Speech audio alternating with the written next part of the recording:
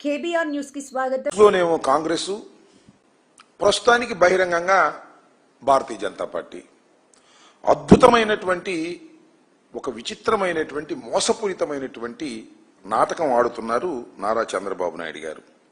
తెర ముందు బీజేపీతో ఉంటారు, తెర వెనుకేమో కాంగ్రెస్ పార్టీతో ఉంటారు. ఇది చంద్రబాబు నాయుడు గారి గేమ్ ప్లాన్.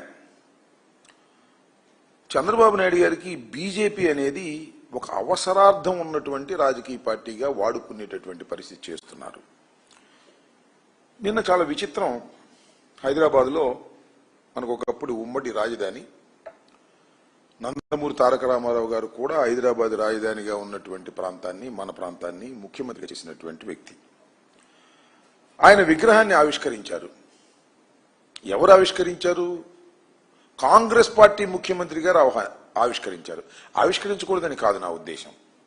కాంగ్రెస్ పార్టీ ముఖ్యమంత్రి గారు వెళ్లి ఆవిష్కరించారు. కాంగ్రెస్ పార్టీకి వ్యతిరేకంగా పెట్టినటువంటి రాజకీయ పార్టీ అని ఎన్టీ రామారావు గారు చెప్పారు. నిన్న మహానాడులో కూడా చంద్రబాబు నాయుడు గారు దాన్ని ఓదరగొట్టారు. ఇవాళ రేవంత్ రెడ్డి గారు వెళ్ళి దాన్ని ఓపెన్ చేస్తే అద్భుతమైన మాటలు చెబితే తెలుగుదేశం జెండాలు పుచ్చుకుని అందరూ స్వాగతం పలికారు. చిత్రం చూశారుగా. కాంగ్రెస్ పార్టీ ముఖ్యమంత్రి కాంగ్రెస్ పార్టీకి వ్యతిరేకంగా పెట్టినటువంటి ఒక రాజకీయ పార్టీకి స్వర్గస్థుడైనటువంటి ఎన్టీ రామారావు గారి విగ్రహాన్ని కాంగ్రెస్ పార్టీ ముఖ్యమంత్రి ఆవిష్కరిస్తుంటే తెలుగుదేశం జెండాలు పుచ్చుకుని వెళ్ళి ఆహ్వానం పలికారు. చంద్రబాబు నాయుడు గారు మాత్రం హాట్ గా మన ఈయనతో మాట్లాడుతూ ఉంటాడు రేవంత్ రెడ్డి గారితో. మీకు గుర్తుందో లేదో, చంద్రబాబు నాయుడు గారు ముఖ్యమంత్రి అయిన తర్వాత హైదరాబాద్ లో ఒక మీటింగ్ పెట్టారు. చంద్రబాబు నాయుడు గారు, రేవంత్ రెడ్డి గారు. ఏమిటయా మీటింగ్ అంటే విభజన సమస్యల పరిష్కారం కోసం ఒక మీటింగ్ పెట్టారు. గుర్తుందా మీకు?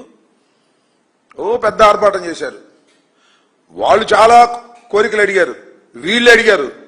తల వాసిపోయి తిరుపతిలో వాటా కూడా కావాలన్నారు వాళ్ళు. అంతేకాదు బీచ్లో కూడా వాటా కావాలన్నారు. అబ్బాయి ఇప్పుడు లాభం లేదు అబ్బాయి, మళ్ళా వాయిదా వేస్తున్నాం, దీనికి ఒక కమిటీ వేస్తున్నాం. ఈ కమిటీ అనేక సార్లు కూర్చుంటుంది, కూర్చుని సమస్యలు పరిష్కరిస్తుంది అన్నారు. మళ్ళా కమిటీ కూర్చుంది. ఏమిటి డ్రామాలు నాకు అర్థం కాల. ఇలాంటి అద్భుతమైనటువంటి నాటకాలు ఆడుతున్నటువంటి పరిస్థితులు ఇవాళ మనకు కనిపిస్తున్నాయి. యాతావాత నేను చెప్పాలనుకుంటున్నది ఏంటంటే, చంద్రబాబు నాయుడు గారికి ఇక్కడ కాంగ్రెస్ బి టీం, ఆంధ్రప్రదేశ్లో చంద్రబాబు నాయుడు గారికి కాంగ్రెస్ పార్టీ ఒక బి టీం. అలాగే తెలంగాణలో కాంగ్రెస్ పార్టీకి తెలుగుదేశం పార్టీ ఒక బి టీం. ఏమిటి డ్రామాలే నాకు అర్థం కాలేదు. ఏమిటి విచిత్రమైనటువంటి రాజకీయాలు? సిగ్గు లజ్జ ఉన్నాయా రాజకీయాల్లో? ఒక స్పష్టత లేదా? సరే, ఎన్టీ రామారావు గారు అంటే అందరికి గౌరవం, అది వేరే విషయం. ఎందుకంటే ఆయన పరమపదించాడు. నీకు తప్ప అందరికీ గౌరవం, చంద్రబాబు నాయుడు గారికి తప్ప అందరికీ గౌరవమే, దానిలో సందేహం లేదు. కానీ ఇలాంటి అనైతికమైన రాజకీయాలు నడుపుతున్నటువంటి వ్యక్తి నారా చంద్రబాబు నాయుడు గారు. ప్రతిసారి ఇది ఇలాగే జరుగుతోంది. అవసరం వచ్చినప్పుడల్లా కాంగ్రెస్ పార్టీ మీద లవ్ అండ్ ఎఫెక్షన్ చూపిస్తాడు. మనం చూశారు కదా, తెలంగాణలో కాంగ్రెస్ పార్టీతో కలిసిపోయాడు, ఎన్నికల ప్రచారానికి వెళ్ళాడు, తుక్కుగా ఓడగొట్టారు, అది వేరే అంశం. ఎప్పుడు ఏ పార్టీతో కలుస్తాడో చంద్రబాబు నాయుడు గారి రాజకీయం ఎవ్వరికీ తెలియనటువంటి రాజకీయం, మోసపూరితమైనటువంటి రాజకీయం. అలాంటి మోసపూరితమైన రాజకీయాలు ఇవాళ చంద్రబాబు నాయుడు గారు చేస్తున్నారు. ఆల్రెడీ ఈ విషయం భారతీయ జనతా పార్టీ కూడా తెలిసి ఉంటుంది. వాళ్ళు మేధావులే, భారతదేశాన్ని పరిపాలిస్తున్నారు కదా 3 సార్లు నుంచి, వాళ్ళకి తెలిసే ఉంటుంది. ఈ మధ్యన చంద్రబాబు నాయుడు అసలు బీజేపీకి సీటే లేదన్నాడు, పార్లమెంట్ సీటు.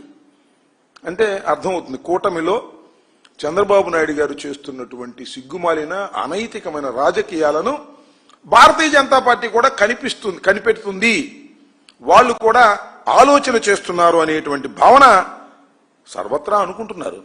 ఇప్పుడు ఏం జరిగిందో తెలియదు. చంద్రబాబు నాయుడు గారు ఎప్పుడు ఏ పార్టీతో జత కడతాడో, ఏ పార్టీకి వెన్నుపోటు పొడుస్తాడో, ఏ పార్టీని వదిలేస్తాడో అనేది మనం చిన్నప్పటి నుంచి చూస్తున్నాం. మా చిన్నప్పటి నుంచి కాంగ్రెస్తో, సిపిఐతో, సిపిఎంతో, బీజేపీతో